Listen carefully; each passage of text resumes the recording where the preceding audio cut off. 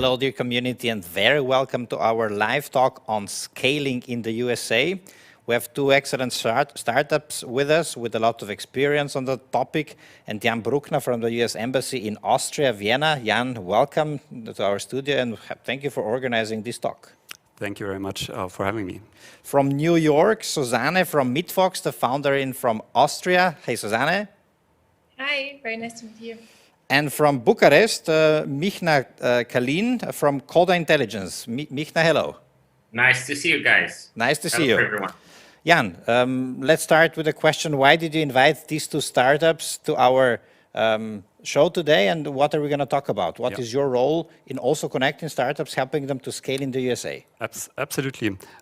Just a very quick intro from my end, that audience has idea who I am. So my name is Jan Bruckner. I'm working at the US Embassy's commercial section, the head of, or let's say the lead for technology, and very much focusing on supporting startups in Austria in setting up and expanding in the US. And I wanted to have two, let's say, case studies or very successful founders to join this session. And definitely Susanne from Meetfox is the best case study that we could have. And Mihnea from CODA Intellligence is basically one of our clients. So my colleague Monica in Bucharest worked closely with Mihnea, and he has been at one of our programs. And I think it's always best to hear directly from a company that went through the process to share their do's and don'ts, their learnings. That's basically the background. And Susanne, I think I know you now from 4 or 5 years. First time we met at the 4 Game Changer, and then you had this great success story. You get on board of the Techstars accelerator, and now living in New York. So I think the best case study that we could have right now. Okay, so let's case study you, Susanne. Or how were your steps when you were approaching the US market? Let's start on that level, and then we'll deep dive into the do's and don'ts and learnings about it. Sure. So I started Meetfox in Austria, and then decided to move to the US around a year and a half ago, so right before the pandemic. And the reasons for moving to the US was basically that we realized that the Austrian and German market was just not as ready for our solution as the US market was. And we started off with just running some ads and figuring out if maybe our solution was better accepted in the US. And we realized that it was actually true that the US market was much more ready for our solution. Maybe just a quick background, Meetfox offers independent professionals an all-in-one solution to handle online meetings and get paid for online meetings with your clients. And so we just realized that the US market was doing that already a lot, and they were very accustomed to having video calls with their clients. They were also very used to offering the appointments online. And when we were trying to sell our service in Austria, we always heard the same excuse that, oh no, my clients want to meet me in person. And no, my clients don't want to book a meeting online with a click. They want to call me or write me an email. And so we all the time heard a lot of negative feedback for our solution. And that was the core reason why we decided to move to the US. Then, of course, the pandemic hit, and suddenly the whole world moved online, which was giving us a boost. But at the same time, it made that move to the US a little less relevant, because now suddenly we're also seeing a big increase in Germany and Austria again, as the whole world became more ready or more transitioned more into this online world. But yeah, we were lucky because we were able to grow during the pandemic, and that was also why we were accepted to the Techstars program that Jan just mentioned in New York City, as well as the Venture City program, which is in Miami. So we did both programs at the same time. Unfortunately, they were both virtual, so it also worked out to do them at the same time. And we have since grown our team to 12 people. We have 2 people in the US at the moment, and the remaining 10 are spread all around the world, mainly in Austria. But that's kind of how we are split right now. Why did you apply for those 2 programs? We had a Clubhouse session yesterday, and a lot of advice around how to enter or how to attract or approach the venture capital, for example, in the US. And a lot of people said through those programs of incubators and accelerators, you have a sort of entry point into the whole investment scene. Was that the reason in Meetfox case? Yeah, definitely. I do think that if you want to be successful in the US, it is very difficult to do so if you don't have a strong network of people. And even though I believe it is easy to create a network in the US, much easier than in other places of this world because people are very open and you have this very strong startup ecosystem, at the same time, you want to really create the right network. And that is sometimes a little more challenging. And these programs really give you access to great mentors, great investors. They make sure that you are on the right track when going to the US. And I think that this whole network is just invaluable. And that was the core reason why we decided to do the programs. Before we move to Mihnea, what were your first steps when you went to New York? I mean, any down-to-earth advice to any other founders that want to move there? What do you start with? Sure. I mean, I would start with really doing some market research. We, for example, ran ads, as I just mentioned, and really try to understand the customer base that is in the US and test our product first. And we then had to, unfortunately, do a flip to a US company, which is, it's not a nightmare, but it's not easy to do. And it does require a lot of lawyers, expertise, and tax expertise, and etc. Why was that necessary? Did you have to change your company form? So we had to change because the US investors were only interested in investing in a US company and they were not so keen on investing in an Austrian company. We had to create a US Inc. And then we had to, so to say, flip, and that's what they call it, the flip the Austrian company to the US and basically put the Austrian company as a subsidiary of the US company. And this whole process sounds easy, but it just takes a lot of time. So one probably tip that I would have is if you are seeing that the US is the right market for your product, I would definitely think about the company structure up front. Because raising money with a foreign company is much more difficult in the US. And I think we could have saved a lot of headaches if we didn't had to go through all of that. However, it is doable. So even if you are an Austrian company right now, I don't think that should hinder you from going into the US or raising money in the US. It just is an additional step that was a little surprising to me how big that step actually was for a tiny company that we were at that stage. Yeah. I just basically can underline what you just said, Susanne. So starting early, doing your homework is such an essential topic, especially if you're, for example, a company that has a lot of regulatory issues in healthcare or fintech.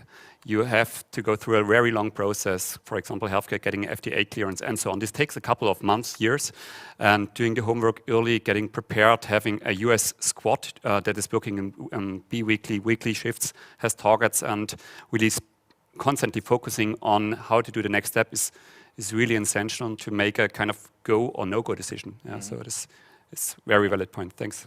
Okay. I also think that sometimes it's maybe not as relevant to go immediately into the US market. Maybe you can do a lot, especially now with the pandemic and the world that we are living in. It's so easy to enter the market without physically being in the market. Because you can have already investor meetings, you can have client meetings, and people don't really care if you are around the corner or if you're on a different continent, because you are anyways only meeting via video right now. So that is also something to consider, the timing of moving to the US. Knowing the Austrian company forms, probably you had a GmbH, limited liability company. If you compare that to the US Inc., is a US Inc. an expensive, a bureaucratic company? What's your first impression on that? I would say creating an Inc. is very easy, and the whole process is super easy to build a company. You have a lot of programs for startup founders that help you throughout the process. I think for us, it was a little bit of a more complicated situation because we already had the German company, already had IP that was created there. So that process seemed to me very complicated. But I think if you're just starting off a company in the US, it's very quick and easy to do so. Mihnea, how was that in your case? Why did you decide to go to US, and how were your first steps and your learnings? Did you also have this issue of a company form? Well, I think it's something like 99% the same experience, because we incorporated also in Romania. We developed product, and then we went to test the market in the US. The only difference that we had was that we didn't go through an accelerator. We used Select USA as our, let's say, foot in the door with getting good people, a good network there. We had the same issues with incorporation, the same issues with the flip. The actual flip for us was impossible in the seed round, because we had an EU-based financier, VC, and we also had a US-based one, and they couldn't put money. The US one wanted the money in the US. The EU wanted the money in the European Union. So we chose the one in Europe, but we're planning to do this flip in the Series A that we forecast by the end of this year. What I would add to what Susanne said, maybe a huge difference. The reason why we went to the States is the same, because we are in the cybersecurity space, and cybersecurity is something still early in Romania. So the market is not that big, but in the US is something extremely relevant and extremely desired. And we chose to go to the US. The openness, as Susanne stated, the openness of the people, the easiness to reach and to have discussions, it is there. I think a relevant point is also to know that the US market, I think, I have experience in selling in the US as well as in Western countries, and I perceive US as one of the most competitive selling countries in the world. They have one of the best. I think they have a good prep for sales, which means penetrating that market pushes you to upgrade your sales level, because otherwise, as Susanne stated, an incorporation service can be from 1K to 30K. Any service can have a huge wide spread of prices, which of course in the startup game makes you want to be extremely careful. Mm-hmm. Jan, maybe just to clarify, Select USA is a permanent support program from US Embassy only in Vienna or globally? Yeah, thanks. Thank you very much for asking. So to give a short background, the embassy, or I'm working in the embassy's commercial section, which is part of the so-called Department of Commerce, the Handelsministerium in German. And one program supporting international companies, so not only from Austria, is the Select USA program, which we offer all year round. And it's all about helping companies that think about setting up a presence or expanding their existing presence in the US and trying to make this step as easy as possible. We offer tailored services free of charge, confidential if needed, and really everything from market research about where to set up, how to find employee number one in the US, what are local incentives, introduction on a state level, because each state is different. Each state have different support programs. So we are a kind of door opener to get access to the, let's say, social capital that the financial capital will follow. So clients or investors will follow.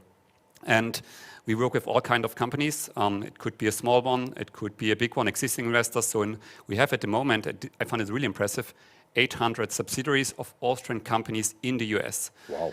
And some of the big names like First Alpine are of course there, but also an increasing number of startups. And we have offices in 80 countries around the world. And Mihnea has been working with Monica one of my colleagues. I'm mainly responsible for Austria, and I have colleagues that are covering other sectors. So we have a sector expertise and just try to support where it is necessary. And once a year you have your flagship event, this year virtually in June. Can you give us just a short intro on that? So the Select USA Summit, it's called, is our absolute flagship event. It's happening this year from the 7th to the 11th of June. So 5 days virtual event sounds a lot, but it's mainly the afternoons in our time zone. And there basically you can learn all the ins and outs, how to do the strategic step to market entry or expansion in the US. And we have a very specific Select USA Tech program, which is catering all startups. And what they get is basically they can virtually exhibit at the summit. They learn everything about the US startup ecosystem, about how to raise funding, what's the issue with regard to IP. Basically, every question can be answered, and we have a lot of accelerators there, VCs there, all kind of service providers that try to help this step and make it a little bit easier than without. And so I can strongly recommend it for companies that think a US market entry is a strategic step and is important for them and they would like to focus on. Mihnea, how was it for you? Did you just knock on the door in Bucharest, or maybe just to give us some insights?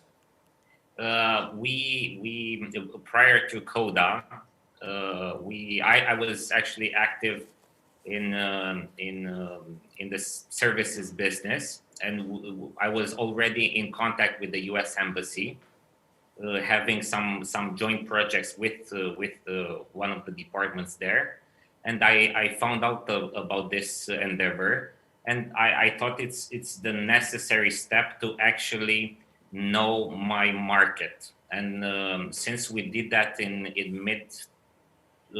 I think 2019, yes, because of the missing year. I think that the biggest impact that event had on us was we definitely changed 180 the view on what we have, on what we sell, on how we position. Basically, after the event, we soft closed our investment round, I think in less than 6 months, and I'm pretty sure that without that event, we would have worked a lot harder in order to improve our message. What were the reasons for that? What was the advice that you can maybe share with our audience as well? I participated in DC, in Washington DC, as well in a separate event in San Francisco, and in both of them, the level of business was extremely different from the one that we had here locally. Which again, the biggest change was it made us ask a lot of questions, which we didn't have up to that point. So for the example, the improvement in our deck, in our pitch deck, before and after, I think it was monstrous. So you were challenged a lot by experts from the US, okay. Yes. And again, I think the openness that also Susanne said earlier actually is a powerful point, because at least us in Romania, we're more we don't accept feedback, we don't search for it, we don't push for the negative feedback, we're kind of protective of ourselves. But for them, it's so much easier to express both positives and negatives that actually gets you to think of other angles that you have never thought before. Okay, Susanne, do you think that this mentality or this mindset in the US that Mihnea just mentioned pushes you to be better? Do you have the same experience? Yeah, definitely. I think one of the most positive surprises for me was that overall people are very open to giving feedback, are very open to, in general, giving back. This whole giving back mentality is huge in the US, and people love sharing the advice, they love sharing the feedback with younger, unexperienced entrepreneurs. And I was just, when I first moved to the US, I didn't know anyone. And so what I did was I decided to write some CEOs on LinkedIn of bigger companies, huge startups, and I just asked for advice. And it was incredible to see how many people actually ended up meeting me for a coffee chat, giving me advice on my, at that time, really small startup, while they had a huge company to run. So I think this mentality is really valuable. And if you are open to receiving feedback, then the US has a lot of that to offer. So would you say that just go for it and like write to Elon Musk and Mark Zuckerberg if you feel like? I mean, how open is the local community, and do you feel welcome there as a startup? Do you feel as a foreign startup, do you feel welcome there in the market? Yeah, I would say, I mean, probably not Elon Musk and Mark Zuckerberg, but overall, I do think that people do welcome you in this startup ecosystem, especially those bigger startup hubs like Silicon Valley or New York or even Miami. They have such an international crowd of people overall, and so many events before the pandemic, of course, and so many opportunities for you to meet people. And what I've also realized is that people do not shy away from introducing you to others in the US, and they're just happy to connect the dots much more, I would say, than in Austria. And so I think you do get the chance to build a network very easily in the US. And you don't need to be, shy or unsure about it. I think you just have to do the first step, and definitely the first few networking events are a little awkward, but after a while you also realize that you're starting to meet the same people over and over again at the same events, and you're starting to build your own network very quickly. But of course, these accelerator programs or other governmental programs help a lot to get that first step into the market. How is the legal status of entrepreneurs, foreign entrepreneurs? Do you need some working permits, or how does that work? Yeah, so visa is definitely a big subject that you have to consider before going to the US. I mean, if you're just visiting, you can go on an ESTA, and that is easy. You just apply online. It takes a few minutes, and you can basically travel there and be there for 3 months. Other than that, there is an entrepreneurship visa that allows you to stay there for your business and work on your business for an unlimited time, I believe, or longer time at least, as long as you have your business. But to be honest, the visa situation is definitely something that may hinder you from fully entering the US. But that is also why I would suggest just going down an ESTA first or on a business visa and learning more about the market first before going into the whole visa process. Because there's a whole ABC of visa categories that you could consider. And I know a lot of entrepreneurs that have a variety of different visas that they've applied for and also gotten, but it is a process that is definitely not easy. Is there a fast lane for entrepreneurs? What I only can recommend is it's really depending on the setup, what you're planning to do, and I can only recommend to speak to our experts at the consulate that are super fast in responding. Really, I'm so happy that we have them and are able to guide you in the right direction. At the moment, the situation is not so easy to travel to the US, but I'm very, very confident that as soon as the situation with the pandemic is getting better, it will be getting easier as well to travel to the US. Mihnea, do you have employees in the US? Yes, we do. We have one employee and one contractor. And we're planning actually to build up the US team as a business, as a revenue generator there, like the business development and sales, and to have in Romania the product development and support. And what is your experience with employing somebody in the US? Is it something similar from what we know in Europe, or some advice on that piece as well? I think the process from our experience was similar. The costs are definitely different, at least with the ones that we have in Romania. So that was a bit of a shocker, but we were expecting it. We documented it, so we had it in our business plan. But I think the process is it's basically the same. We have the same flows in Romania as well. Okay. So nothing there, just maybe because it's not about an employee, a possible employee in the local market where you can give a couple of phone calls and you can find some feedback out from the market itself. In the US, at least we did a little bit of background check as Google allows us to, in order to make sure that everything is okay, everything that's stated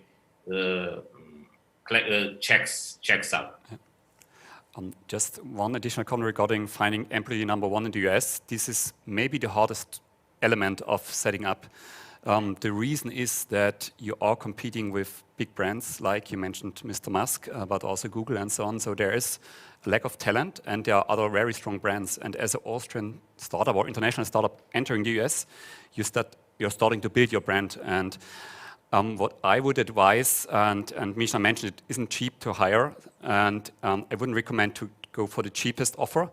You will get what you pay for, right? And it can happen then after 6 months, you realize your colleague in the US said he's building a pipeline, but at the end, he has a side job and he didn't do anything. So you need to be very selective, need to find somebody who's really sharing your vision. Ideally, maybe your client becomes your first number one employee, or you have somebody like you, Susanne, who's going over and really building up the team. This can make a big difference, and it's really a make or breaker and really important for the first year. Very interesting. Susanne, how was that in your case?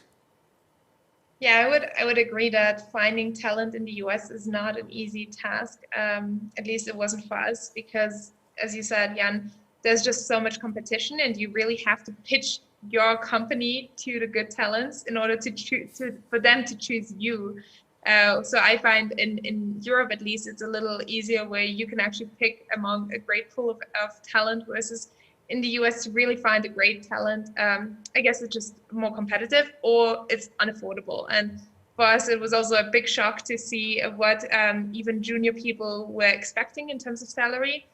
And you just have to think twice sometimes if you really want to, if it's really necessary to hire in the US, or if you can, what you can already do maybe from other countries. And we, for example, in our business plan, had plans to get much more, grow our US team much bigger by now. And then, of course, because of the pandemic, we realized that we don't really need people in the country at this point in time, because there are no physical meetings anyways. And so that is also why we shifted some of the resources back to Europe, just because it is just much, much cheaper, to be honest. So that is always a consideration, unfortunately, to have is the budget that you have available and how much you're getting, how much return you're getting on that investment. I mean, the labor costs are obviously much higher. How is the investment situation? We talk about money, availability of money, follow-up rounds. Is that much easier? Do they immediately speak about higher numbers that you maybe wouldn't be able to get in Austria? Do you have any experience on that, or in Romania? So, I mean, I can jump in real quickly. We had definitely in our first investor meetings a completely skewed image of what we could get as an investment sum. And now I've realized after a while that the US is just thinks much bigger in terms of how much we in our stage could raise. And so we're talking about like almost double the size that we would mention in the US versus in Europe. At the same time, it is also more expensive to be in the US market. You need, as I said, more money for human resources. You also need much more budget to actually compete in terms of marketing and sales in this market. And so it's just a more expensive market overall. So I think it makes sense that the numbers are higher. And I also, what I've realized in the US is that it's a lot about storytelling and a lot about how you sell your vision versus just showing hard facts or a product. And I think that was a key learning for us, is to really shape our story, shape our pitch, and get people excited and create a momentum for it. And we are going to raise our next round in a few months, and I'll be happy to share my learnings from that. But our first round were much smaller, so it was quite easy for us to get it, or easier than in Europe, I would say. Are you going to try to raise it in the US? Yes. Yes. That's the Yeah. And selling your vision and focusing on storytelling on your pitch towards the investors, or all over the place, towards employees, towards investors, towards potential clients. Is that relevant on all levels? Yeah, I think in the US, communication is just, it seems to be much more important than the way you sell this big vision. And I think that is helpful on all levels, on getting clients, getting investors, getting employees on board. At least from my experience with talking with investors in Austria, it was much more about showing the product, showing our team, showing the numbers that we had, and more like the hard facts. And I do feel like in the US, you can actually raise much more if you're really good at storytelling, but it's also a skill to learn, and it's not an easy skill. I mean, Mihnea, you said as well that your pitch sort of got exponentially improved. Does that mean that they don't care about the numbers, or do they look at the numbers as well? They do, but what we've learned was that we started the other way around, because investors at this level of startup, the early stage startups, they don't focus on having the best product.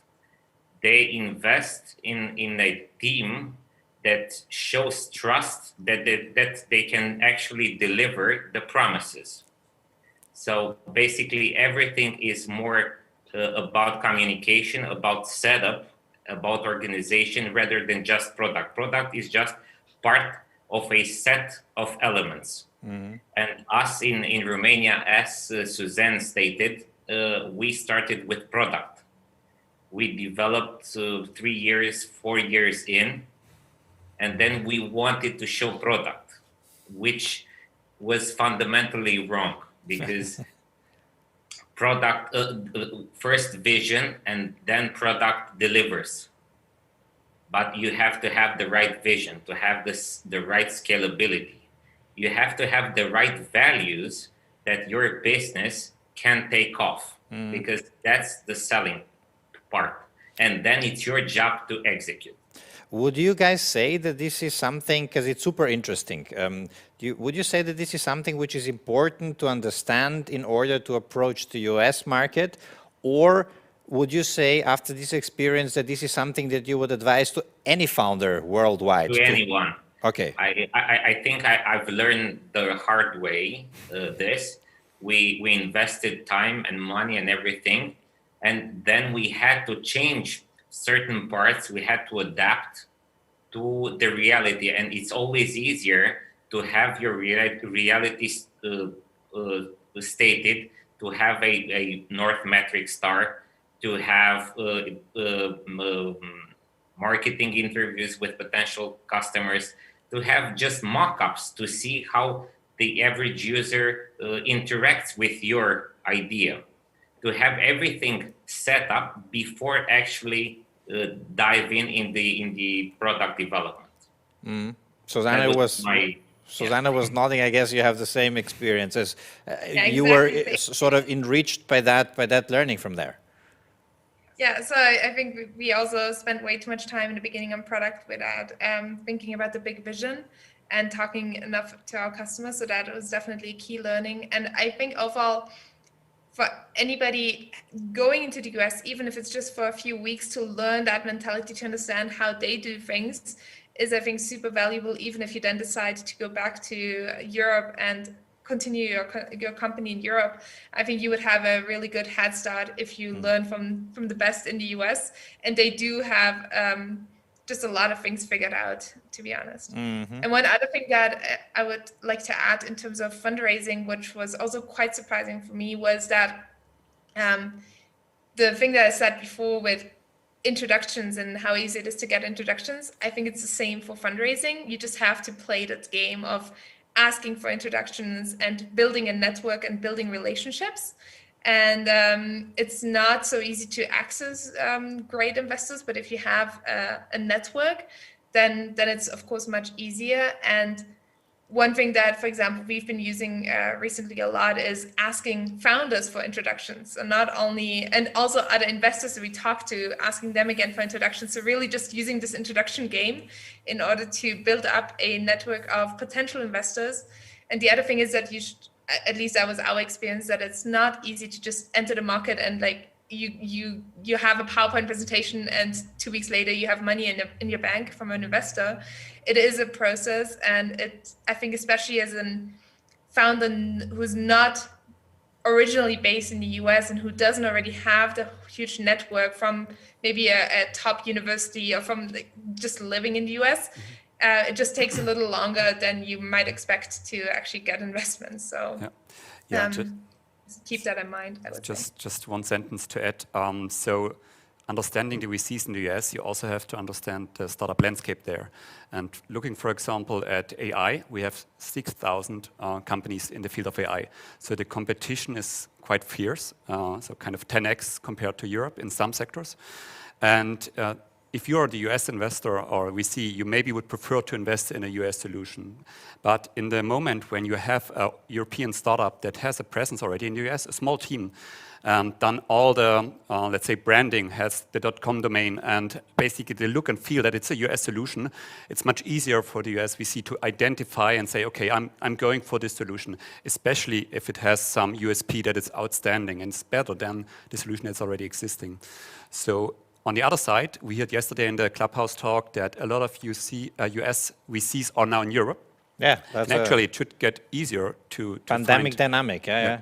They're opening offices in France and Germany and maybe Austria. That was quite it's a recent development that, as we could hear. Can you just, I mean, we hear a lot about 90-second speech and elevator pitching, and you can just pitch your idea all over the place. Do you have this experience that if you see some investors in a coffee shop, you just approach them and say, hey, can I pitch my idea to you? Or is that a story? Yeah. Well, I definitely, especially in Silicon Valley, I was part of this Go Silicon Valley program and in the US as well. And we spent a few months in Silicon Valley, and it was crazy how often I had to pitch our product. And even when I was sharing an Uber with people, it was like I was pitching, then the other person was pitching. Then, like one time, even an Uber driver was pitching his startup because he was outside, driving Uber. So it was crazy to see how much this pitching mentality is there. And so you really have to. I know they always say that this elevator pitch. You just really have to practice this and get used to that kind of mentality, which can be quite exhausting too. If it's isn't always about pitching, but it's also a fun game. Always in performance mode, huh? Yeah. I'll just add one thing here. If you start working on a product before the story, imagine how you can put in 30 seconds or less 3 years of work and choose the right functionalities, choose the right words that will get you your next meeting. That's heartbreaking. Yes.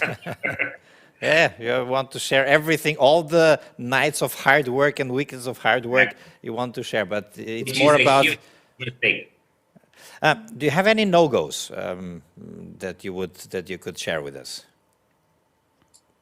No-goes. I don't know. I think that overall, you should just really think about going into the US and the costs and the not only the costs for building your company, for tax advisory, for legal advisory, for employees, for even living expenses. It's just a lot of commitment. So I think just calculating that in and figuring out at what stage to go into this country. I don't think it's really. I believe that the way we have it, and also Mihnea, it sounds like you have it set up that you have the development team in Europe and then the business development team in the US. I think the setup is really valuable because you save a lot of money on the development and you get a really good skilled team while being in the market in the US. And that is also in a way our plan or where we're heading. But that is something that you can only do once you already have something to sell, because there's no point in entering too early without a ready product and then sitting in in a tiny room in New York, paying a fortune in rent, and just working on the product. Is that a competitive advantage of European startups moving to US compared to the ones who are in the US? I would say so. I think that a lot of our competitors have had, a lot of our direct competitors have spent much more money on building the exact same functionalities that we have. And I think that in general, European companies are often a little more cost conscious, and because we just have maybe less access to a lot of funding, so we're trying, to bootstrap in the beginning much more, I would say. And I've also had the experience that in investor meetings, this fact that we have our development team in Austria and we're keeping it in Austria was definitely not a disadvantage. I think it was probably even an advantage. So they don't demand for the whole team to move to the US? That was, at least for us, never the case. Mihnea? No, neither for us. Romania has a long-standing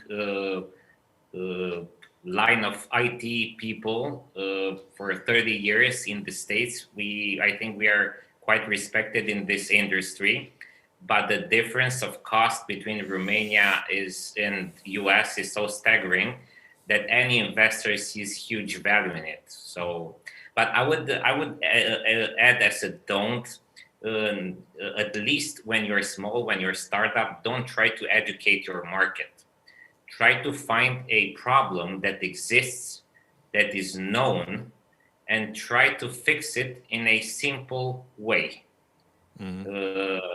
If as a startup you start trying to change people, trying to make them see anything in your business model, then your chances are small, because you don't have the power of the investment money in order to generate that need. You have to go on an existing need.